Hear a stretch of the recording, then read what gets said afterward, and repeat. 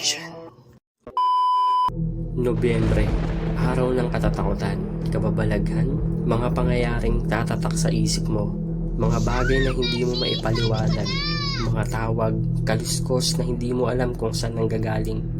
Tara, samahan niyo ako sa gabi ng lagim, ating pag-usapan ng mga nakakatakot na karanasan patungkol sa mga elementong hindi nakikita ng ating mga mata. Halos lahat na ata nakadanas na nito. Yung tipong natutulog ka pero sa di maipaliwanag na kadahilanan, bigla ka na lang magigising, ngunit hindi mo magalaw ang iyong buong katawan.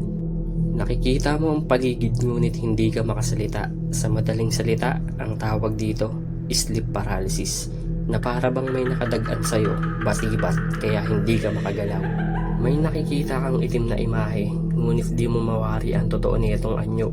Pag naranasan mo to, kumalma ka lang, pumikit at dahan-dahan mong igalaw ang iyong mga daliri sa kamay hanggang sa maigalaw mo na ang iyong buong katawan.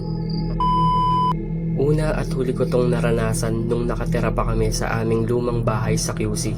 Bata pa ako nun, pero hindi ko makakalimutan ang pangyayaring iyon.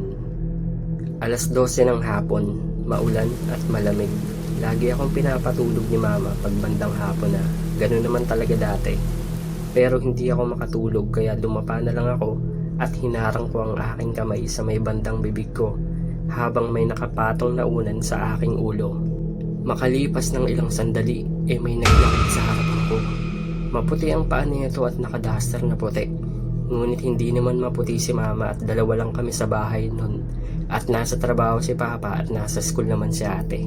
Isa pang nakapagpatayo ng balahibo ko ay yung pagtayo ko, wala namang tao. Bigla akong pumunta ng sala at andon si mama, nagtutupi ng mga damit. Hindi ko na lang kwento yun kahit kanino dahil bata pa ako nun. Baka wala lang maniwala sa akin. Tapos napagalitan pa ako bakit hindi pa daw ako natutulog. Umay. Nagbakasyon kami noon sa Buak, Marinduque, Balagasan, way back 2015. Ang bahay na tinigilan namin doon ay medyo may kalumaan na, up and down, kaso napakatahimik dahil magkakalayo ang mga bahay. Bandang alas 5 ng hapon sa may bukana ng kalsada, napakadilim dahil wala pang mga ilaw nun at di pa ganun kaayos yung daan. Medyo putik pa at napakaraming kawayan sa gilid ng daan. Kakagaling lang namin sa bayan para mamalengke. Ang isa sa nakatawag ng atensyon ko ay yung mga maliliit na puno sa gilid ng kalsada na halos patumba na.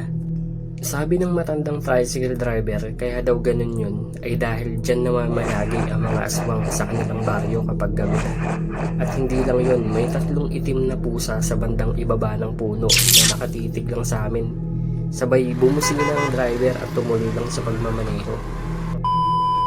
Isa din to sa mga hindi ko makakalimutang karanasan nung bata pa ako.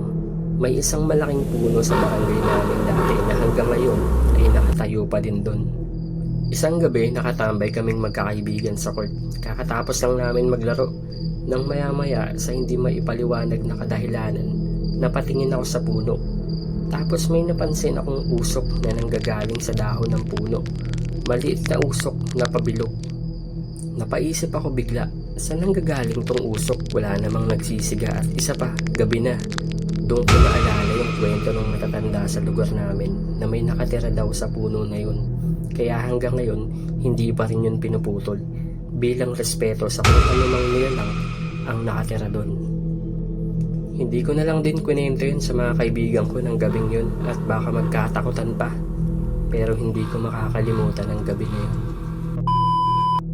Habang ginagawa ko to, bumalik na naman yung tindig balahibo ko. O siya, tama ng katatakutan. Sa susunod na lang ulit. Paalam! Subscribe!